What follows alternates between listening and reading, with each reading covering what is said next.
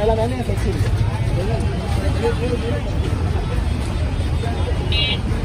আলাইকুম। আমরা এখন ঢাকা শহরের বিরাট ঘনবসতি এবং জনাকীর্ণ এলাকা, সেটা কেমন সেটা একটু দেখাতে যাচ্ছি আপনাদেরকে। এখন হচ্ছে সন্ধ্যা না, রাত 8টা বাজে।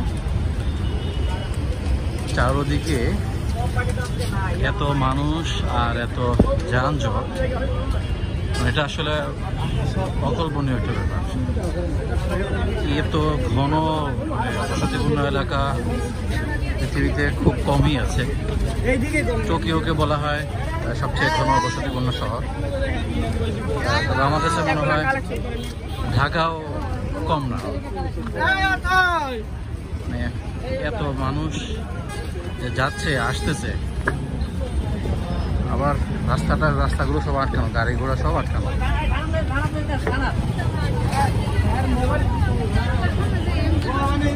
মানুষ আর মানুষ, মানুষ আর মানুষ, চতুর্দিকে মানুষ আর মানুষ। আমি হাঁটতেছি যানজটের কারণে মানুষ গাড়িতে উঠতেছে না। গাড়িতে উঠে লাভ নাই, গাড়িতে উঠে বসে থাকতে হবে। সেই জন্য যাদের একটু আশেপাশে বাসা আছে, তারা মানে গাড়ি থেকে নেমে হেঁটেই চলে যাচ্ছে। আল্লাহ রে আল্লাহ।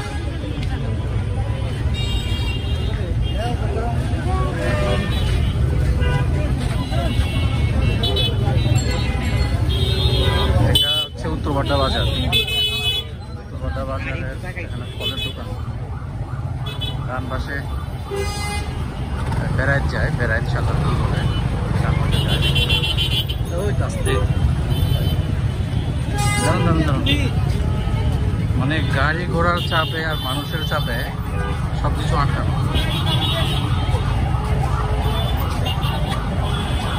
এত মানুষ পৃথিবীর খুব কম শহরেই আছে।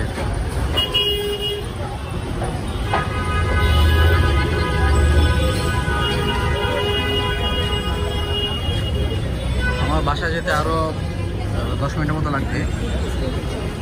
আমি আসতেছিলাম মধ্যপাড্ডা থেকে উত্তরপাড্ডা। তো পুরো রাস্তা মানুষ আর মানুষ, আর এখানে ঘোড়া যানজট তো আছে।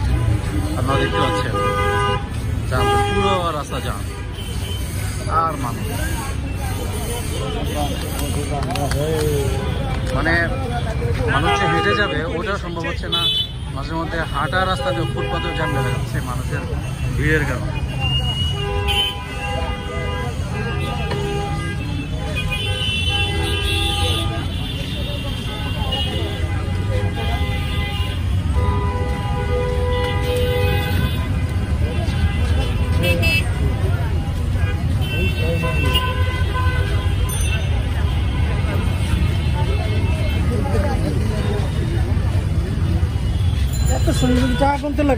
এটা শুধু ঢাকার মানে একটা পাশের অবস্থা এরকম না, পুরো ঢাকার প্রত্যেকটা জায়গাতে এই অবস্থা।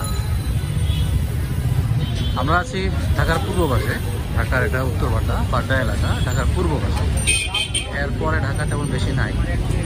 এখানেই এত মানুষ। ঢাকার মধ্যখানে যারা আছে বা ঢাকার পশ্চিমে যারা আছে, ঢাকার উত্তরে দক্ষিণে যারা আছে, তারাও আসলে এইরকমই দেখে সবসময় এত মানুষ। একমাত্র ঈদের সময় ছাড়া অন্য সময় ঢাকার এই মানুষ থাকে। ঈদের সময় একটু ছুটিতে যায়, মানুষ ঢাকা ছাড়ে। আমি শুনেছি যতটুকু, ঢাকায় 2 কোটি মানুষ থাকে। তো 2 কোটি মানুষ মানে হচ্ছে আপনার পৃথিবীর অনেক দেশের সামগ্রিক জনসংখ্যার চাইতেও বেশি। সেখানে ঢাকায় 2 কোটি মানুষ মানে আপনার অনেক।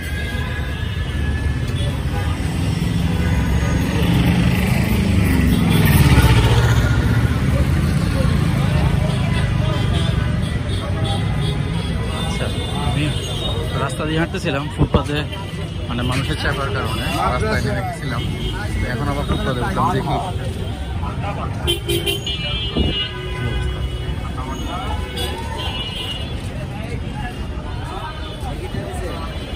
মানুষের কোনো কমতি নাই। আল্লাহ পাক শুধু তার খাস রহমতে এই বাংলাদেশে টিকায় রাখছেন, এই ঢাকাকে টিকায় রাখছেন। এখানকার যে ঘন বসতি আর বিল্ডিংয়ের যে আধিক্য, যে ঘনত্ব, এটা আসলে অকল্পনীয় ব্যাপার। আমরা সবসময় দেখি কোনো দুর্ঘটনা ঘটলে অথবা কোনো আগুন লাগলে তখন সেখানে মানে উদ্ধার কাজ চালানো অনেক কঠিন হয়ে যায়, মানে বিল্ডিংগুলো এত ঘন ঘন করে তৈরি করা।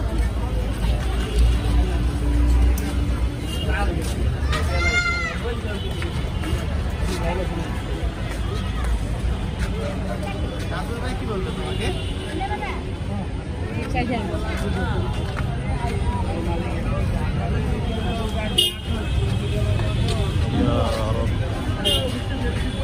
জাম লেগে গেছে ফুটপাতেও, যাওয়া যাচ্ছে না। এখানে ভিতর থেকে যে গলিগুলো মেন রোডে আসছে সেই গলিগুলো পর্যন্ত মানে জ্যামে আটকানো।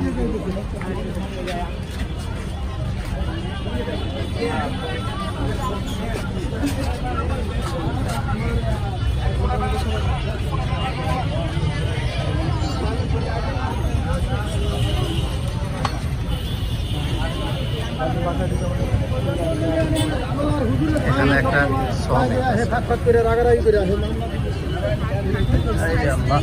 হাঁটা যেতেছে না, পকেট খুব সাবধানে রাখা লাগতেছে, কারণ এই ভিড়ের মধ্যে অনেক দুর্ঘটনা ঘটে।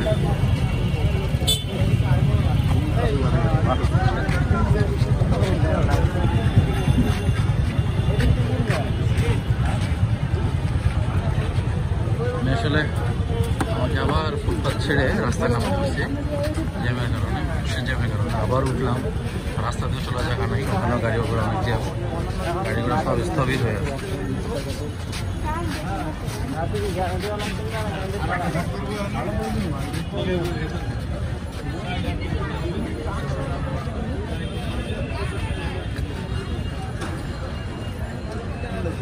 আবার আটকে গেলাম, যেতে পারছি না। একই টাইমে বুঝেই যাওয়া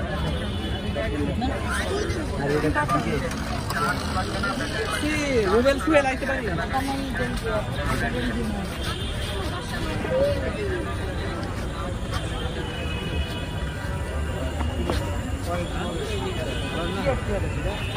ভাই আসুন।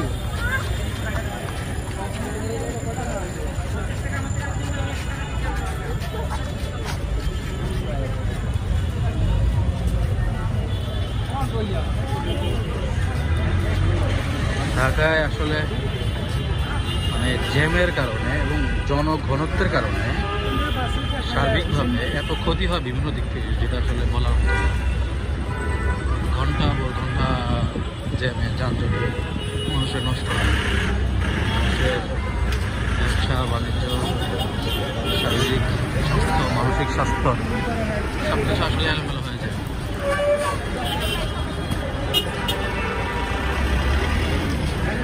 যানজট, দূষণ, অনেক সমস্যা।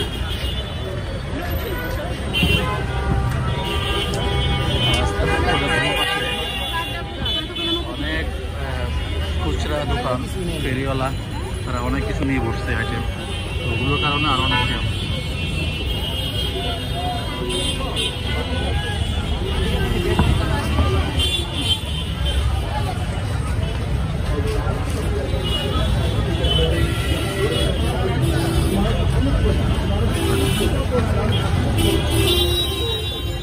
একটু জ্যাম ছাড়ছে, গাড়িগুলো একবারে মরিয়া হয়ে চলছে সবাই।